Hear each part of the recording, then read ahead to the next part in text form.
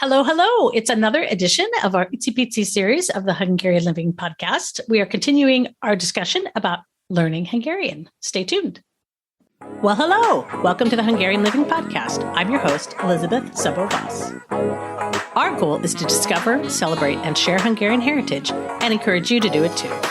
We'll touch on food, travel, history, music, language, genealogy, and share stories from our guests. We're glad you're here. This is a podcast where we'll explore Hungarian heritage in a variety of ways. We'll introduce you to some fun people and organizations who love their Hungarian heritage and share some great resources with you so you can get connected to your Hungarian heritage in a deeper way. So whether you know a little or a lot about being Hungarian, this is the place to be. Hey there, this is part 5 of the Icipici series about getting started with Hungarian. Wowee, guys, this is episode 62. I can hardly believe it. Have you checked out our earlier episodes? We cover a lot of ground. So if you're new to the podcast, you have some catching up to do. Since this is part 5 of getting started with Hungarian, be sure to listen to episodes 58, 59, 60, and 61. They are short and sweet. That is where we get the name Icipici from.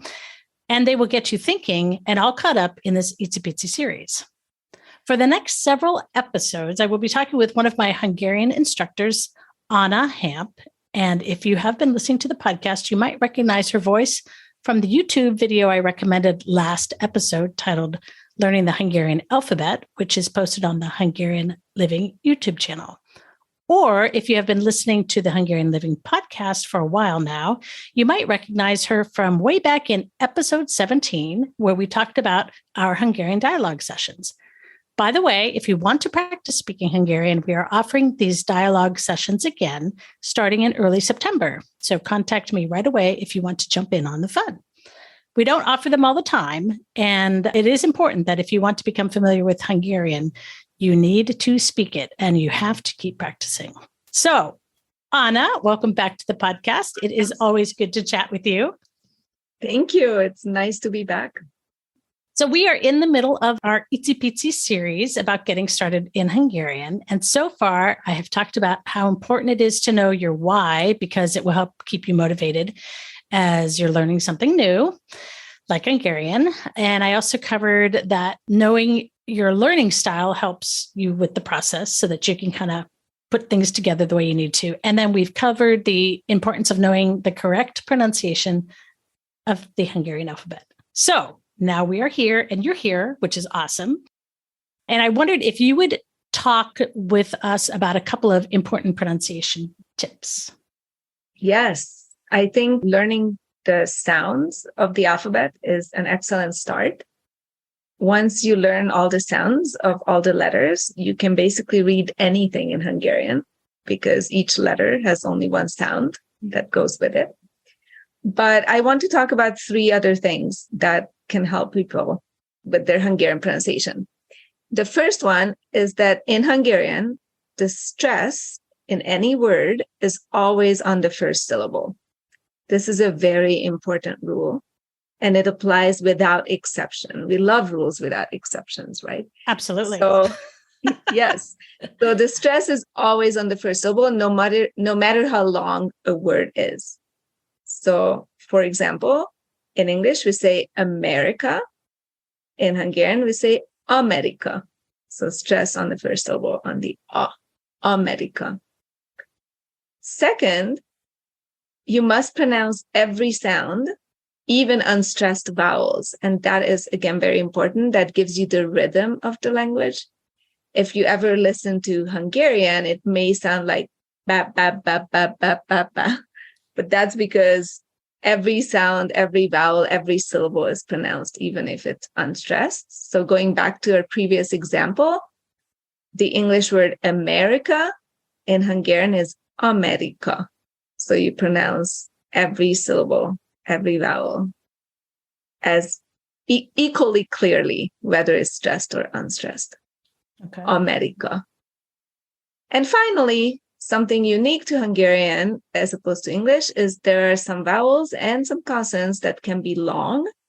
Long vowels are signaled by an accent mark as opposed to just dots over the vowel.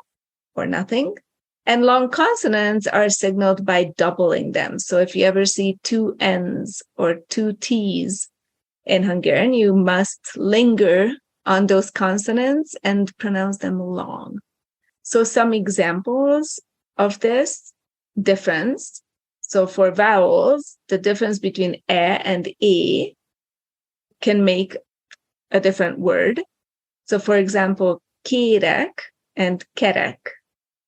Kérek means I'm asking for something, and kerek means round. Another example of a pair is hát and hot. Hát means back, and hot means 6. So hat and hot. And finally, an example of a long consonant, the L, the last sound of the word in the following pairs. And one of them is short, the other one is long. So we have kell and kell. So kell with a short L means to rise. And then kell with a long L means must or have to. Boy, those are, they don't feel like huge differences to the untrained ear. So it really is going to take some focus to be thinking about those things and just being very intentional. Absolutely. Yes. But starting with putting the stress on the first syllable will make a big difference in being understood in Hungarian. Okay. Well, super. Well, thank you, Anna, for hanging out with us for a few minutes today. And if you have any questions about how we do things in our language classes, send me a message at liz@hungarianliving.com, because we're starting new classes soon and we'd love to have you join us. So please subscribe to the Hungarian Living podcast and spread the word. Thanks for listening. Do you want to learn the Hungarian language, Hungarian history, or learn how to research the Hungarian side of your family? We've got you covered. Check out all our learning opportunities, as well as meaningful books and gifts at thehungarianstore.com. Thanks for listening. If you enjoyed this episode of the Hungarian Living podcast, please share it with someone you know who loves their Hungarian heritage. If you own a business and would like to talk about sponsoring an episode of the podcast, please contact us at podcast@hungarianliving.com for more information. Special thanks to Stephen Chichek and the Animal Cannibals for the show music. Check out our show notes for links to resources mentioned in this episode. If you have a question or comment, we'd love to hear from you.